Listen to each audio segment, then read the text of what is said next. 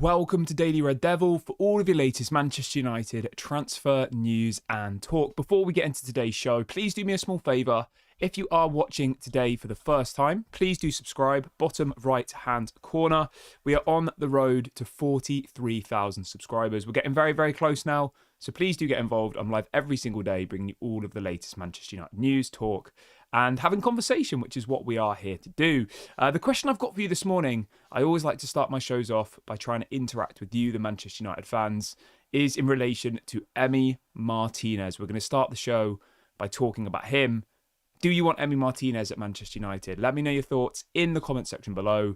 If you're getting involved in the live video, there is a poll that is running right now, and I want you to get involved in that as well. So, do you want Emi Martinez at Manchester United? Let me know your thoughts. If you don't want him, tell me who you want instead. Give me you guys' thoughts in the comment section. Okay, so let's start off the show by talking about this. This story broke late last night. There's various different journalists all reporting this story, so I'll read through all of the different news sources, and then obviously we'll discuss it as a community, as we always do here on the channel. So the first person to report this story was Ben Jacobs. So Ben Jacobs is reporting that Emi Martinez has officially offered himself to Manchester United and has made it clear that he is willing and wants to join if they make an approach to Aston Villa. He says United are yet to make a final decision on Andre Onana's future. It goes on to say that it could take a bid of around £40 million in order for a deal to get over the line for Emi Martinez. I mean, there's a lot to break down there, right? So the first bit is that Emi Martinez wants to leave Aston Villa. That's clear to see. Emi Martinez wants to leave Aston Villa and he wants to join Manchester United. And effectively his agent has reached out to Manchester United and said, if you're looking for a new goalkeeper, Emi Martinez would like to be that goalkeeper. Okay, that's fine. I guess it makes sense. They didn't get Champions League football, did they? He's probably thinking he can get paid more money at Manchester United. He's probably looking at the situation at Manchester United and saying, I'm a better goalkeeper than Onana. It makes sense. At Aston Villa, he's on about 150 grand a week, which is quite a lot realistically for Aston Villa. He's probably one of their higher earners, but in the grand scheme of things, 150 grand a week in the Premier League isn't that much. He is what's the goalkeeper award called? Anyway, he won the Ballon d'Or of goalkeepers. I can't remember what it's called, but is it the Golden Glove? Yeah, so he's currently the second highest paid player at Aston Villa, behind Rashford, who was obviously on loan. So he's the highest earner at Aston Villa. He's still got quite a few years left on his contract, though. That's the only thing that kind of worries me a bit with this potential deal. His deal doesn't expire for another 4 years.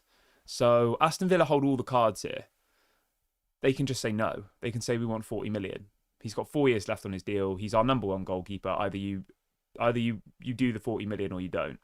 So yeah, 40 million is apparently the asking price, which I think is a little bit too much, personally. 150 grand a week, I don't really have an issue with that. I mean, what's Andre Onana on? Let's have a look at Onana's wages. I think Onana's around the same. Let's have a look. Onana is on 120 grand a week base salary plus 80 grand a week in bonuses. I mean, realistically, he's never getting any of those bonuses, is he? With the way he performs. So he's on around 120k a week, Andre Onana. He's only got 3 years left on his deal, Onana, so still quite a long time, to be fair. Yeah, the other thing as well with Emi Martinez, which kind of puzzles me a little bit, is his age. He's 32. I know goalkeepers can go on into their 40s, but yeah, I don't know. 32 years of age, £40 million. The one thing I will just say from the off is, right, why did we get rid of David De Gea? I know people will be like, oh, he made mistakes. If we get rid of David De Gea, spend 50 million on Onana, get rid of Onana, and then end up with Emi Martinez, like, have we really upgraded at any point there? Is Emi Martinez better than David De Gea? I don't think he is. Emi Martinez is a personality. I'm not sure he's a world-class goalkeeper. Maybe you disagree. Maybe you think he is, but I don't think he's world-class. I don't know. Maybe he is. I'm going to say he's not. So, yeah, I would say he's not a world-class goalkeeper personally. But you can let me know your thoughts. Maybe you disagree. He effectively wants to leave Aston Villa and he wants to join Manchester United. I think there are a lot better options out there. I would even say that ter Stegen from Barcelona is a better option. I would say that Maignan from AC Milan is a better option. I would say Donnarumma is a better option. There are plenty of other better options out there, and there's lots of cheaper and younger options out there. So, yeah, I'm not that excited about this deal. And I think, again, this is very much agent driven. This is very much Emi Martinez trying to get a move out of Aston Villa, playing for a bigger, quote unquote, bigger club. Yeah. I'm not sure how I feel about it. Would I take him? I guess I would. But I wouldn't pay 40 million for him. In fact, I definitely wouldn't pay 40 million for him. I don't know what would be a reasonable price. He just isn't my number one option. That's why I'm a little bit negative about it. And I think, as I said a couple of minutes ago, this is very much his agent wanting to force a deal to get his client more money at another club, and Manchester United are the club that have been linked to him. Because it's obvious, we need a new goalkeeper, don't we? We all agree that we need a new goalkeeper. So, yeah, I don't know. You can let me know your thoughts in the comment section on this one about Emi Martinez. Would you bring him to Manchester United? He wants to join Manchester United. He has said yes to Manchester United, but Manchester United haven't decided yet whether they want to sign him or not. That's pretty much the news this morning. And if they do want to sign him, it's going to take a bid of around 40 million. Let's have a look at the results in the poll. 87% of people watching the video today would want Emi Martinez. Wow. I mean, that's surprising. I thought it would be a lot less than that. I guess most people are saying that because they don't want Onana, right? You're saying that you want Emi Martinez because you don't want Andre Onana. That's really what you're saying. If I did a poll saying, do you want Ter Stegen, it would be the same. If I did a poll saying, do you want Maignan, it would be the same. If I did a poll saying, do you want, Donnarumma, it would be the same. So I think really the poll this morning is more, do you want Onana to stay? No. That's what people are saying, right? That's why you're all saying yes to Emi Martinez, because you all want Andre Onana to leave, realistically. So I do get it. It makes sense. Yeah, it does make sense. But me personally, I mean, I guess there's context to everything. If we got 40 million for Andre Onana and we used that 40 million to go and buy Emi Martinez, I'd be okay with that. But the reality of the situation would be that we'd probably sell Onana for like 10 million now. Maybe not 10. Let's say 20. Right? He doesn't want to leave either. So even if we want to sell, Andre Onana, no one's probably going to buy him. Let's say we get 20 million, right, for Andre Onana. We get 20 million. That's still not going to be enough to get Emi Martinez. So, yeah, it's a little bit of a messy one, isn't it? But, yeah, I guess we'll see what happens here. But the thought of bringing in on Emi Martinez doesn't excite me that much. Like, he's a good player. He's a good goalkeeper. He's better than Andre Onana. But paying 40 million for him doesn't really make much sense. I personally preferred the idea of bringing in James Trafford from Burnley. You know, he's available for like 20 million. Young goalkeeper. Had a really good season for Burnley. Bring him in and then kind of force Andre Onana out. I think that would make more sense. And it's a lot more affordable. Keeping on the topics of goalkeepers, there is some news this morning as well in relation to Altay Bayindir. So apparently with Bayindir, Manchester United are trying to sell him effectively. That's the news. And they've offered him to lots of Turkish clubs. So this is coming out from multiple people. It says that United have been in contact with Turkish clubs about Altay Bayindir, offering to him to Göztepe. But a deal may be difficult since he prefers to stay in England rather than return to the Turkish league.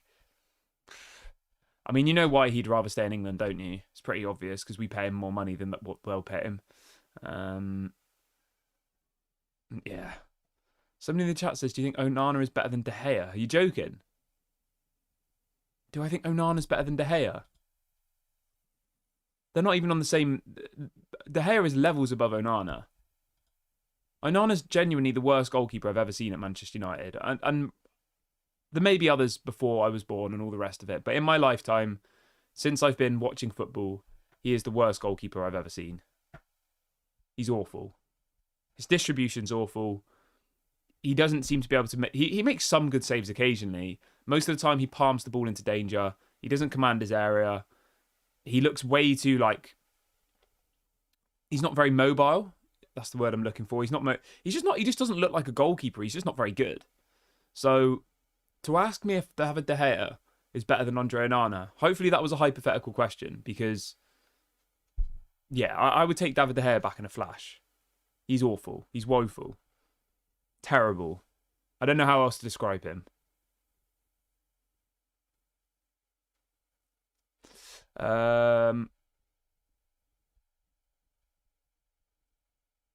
Yeah, Al's completely right here. So someone in the chat says, we let David De Gea leave at the age of 32 for nothing. Remember, he went for free. And now we're going to potentially spend 40 million to buy another goalkeeper who's the same age, who is worse. Like, it doesn't make any sense, does it? You let probably our best player of the last decade, David De Gea, go for nothing at the age of 32, when he's literally probably got another 7 or 8 years left in him. Okay? We don't even give him a farewell. We don't give him a testimonial game. We don't do anything. It's disgraceful. Right? We replace him with a goalkeeper who I'm not even convinced is a goalkeeper. 2 years later, we can't even sell that goalkeeper because his stock price has fallen so high. And then our replacement is... Oh, let's go and sign another 32-year-old who's not even better than the goalkeeper we got rid of in the first place. And in doing so as well, remember, guys, yeah? David De Gea went for nothing. We spent 50 million on Onana, potentially 40 million on Martinez. So, in all, we'll have spent 90 million pounds on 2 goalkeepers, right? Both of which are not better than David De Gea. Like, it's just frustrating, isn't it? Imagine where we would have been the last couple of seasons if we had David De Gea. We got knocked out of the Champions League, not last year, the year before, because of Onana. I honestly would say that Onana makes a goal, a mistake leading to a goal every other game. But anyway. Rant over. Rant over. Where to next? Okay, let's have a little look at what else we've got planned for the show today. Let's move on to Mbeumo. Just a quick one, guys. We've got over 600 people watching the video live. We've only got 91 likes. So if you could do me a small favour, please give the video a like. It will really help to bring more people into the channel. And if this is your first time watching today, please do subscribe. Bottom right-hand corner. We're on the road to 43,000 subscribers. We're trying to hit 50k by the end of the transfer window. So if you are watching for the first time today, please do subscribe. Bottom right hand corner. Come and get involved. Let's see if we can get to 50k by the end of the window. That's got to be the goal here. All right. So everyone go and subscribe right now if you are new. And let's move on to the story about Mbeumo then, shall we? So this is coming out from Fabrizio. Fabrizio, at least there's some positive news to bring you now. So, Fabrizio is reporting this morning that Manchester United remain in complete control of the Mbeumo situation. He says, however, with clubs like Brentford, Brighton, it is always difficult to negotiate, so it's not always easy to reach an agreement fast. That's good to hear because obviously we know that Tottenham are circling. We know that other clubs are interested in Bryan Mbeumo. So, to know that we are still leading the race is really positive. And to know that we are, as Fabrizio has said, we are in control, which is what we want to hear, right? We are in control of our own fate here. All we need to do is put in that bid, give them the money they want, and effectively he will become our player. So that's really, really positive to hear. I would love to see Bryan Mbeumo at Manchester United. And I think, realistically, this is a deal that we have to get done. There is no excuses here. Bryan Mbeumo has to become a Manchester United player. And you might say that, oh, you're being greedy, you're being entitled, like... we don't have the pull that we used to have and all of these things. And maybe that's true, but the fact of the matter is, Bryan Mbeumo wants to join Manchester United, okay? The fact of the matter is, he is a boyhood Manchester United fan who dreams of playing for Manchester United. He's agreed personal terms. Let's just get this deal done. It's as simple as that for me. And I know people will say, you know, you still have to do the negotiations, you still have to do this, you still have to do that. And I get all of that. I get that's how it works. But at the same time, I don't know. We just need to get this deal done. We do.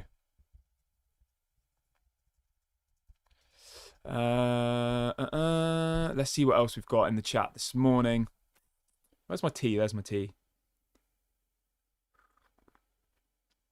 Ellen says, I think the deal is done.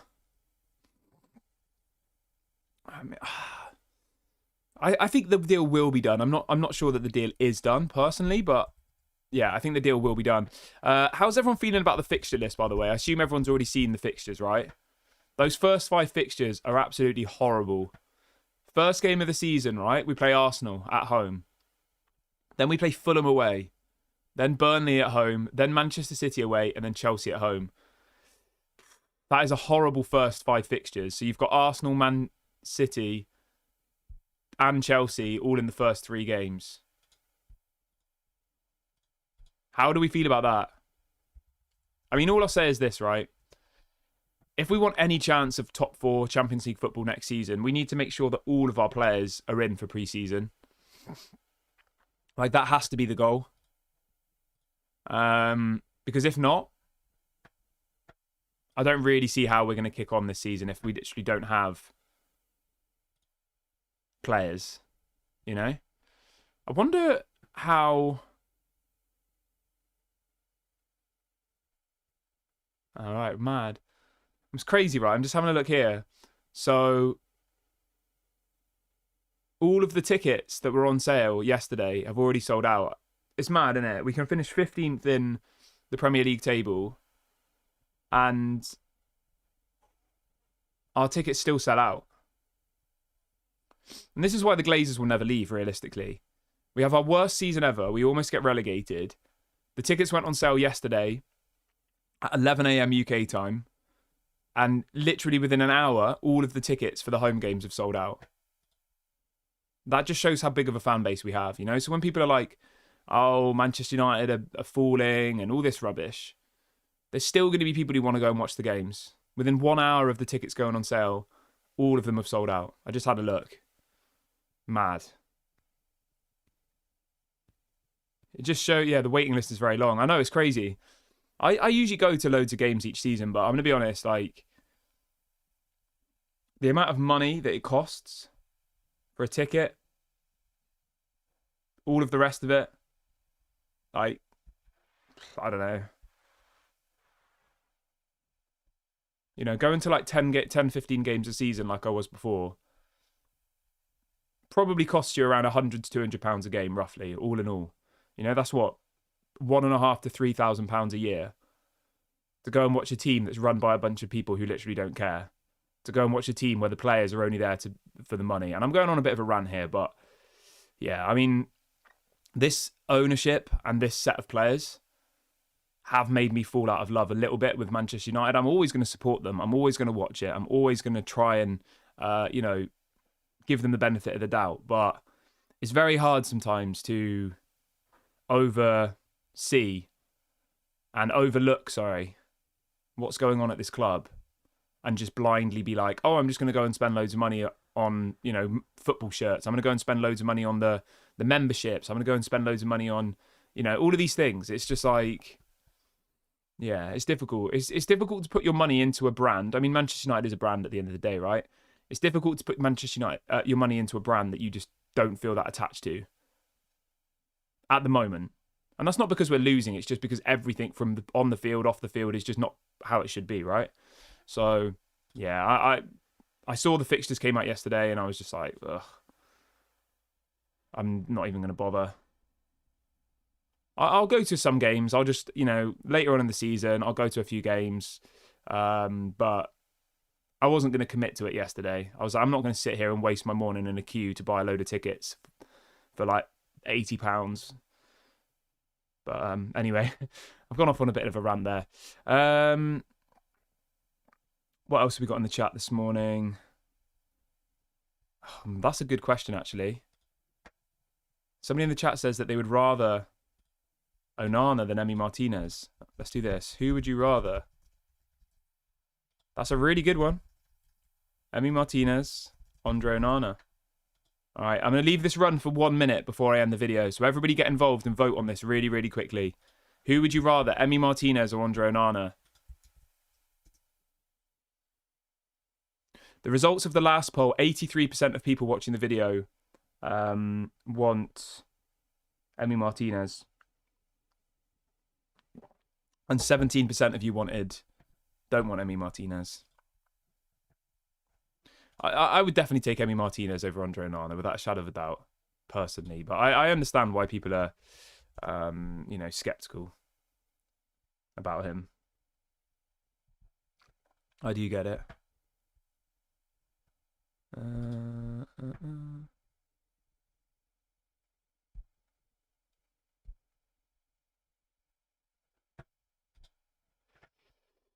Right, I am going to be on my way now, people. I hope everyone has an amazing day. Obviously, if anything goes live during the day, obviously I'll be live. So make sure you subscribe.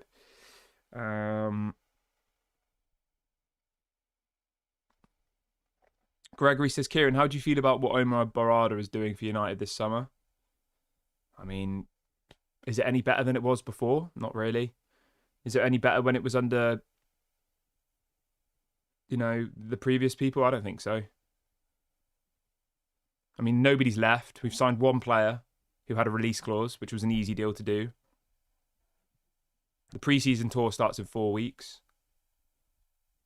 Are we going to sign a goalkeeper, a midfielder, a striker, an attacking midfielder, a wing-back? Is Rashford, Sancho, Anthony, Onana, all of these other players going to be gone within 4 weeks? Probably not. They'll probably all go on the pre-season tour.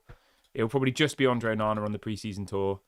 So yeah, I mean, at the moment, I don't think he's doing a particularly good job, realistically. But yeah, anyway, I'm going to wrap the video up here, guys. Please do make sure to leave a comment, subscribe, drop a like before you leave. I'll speak to you all on the next one. Bye for now.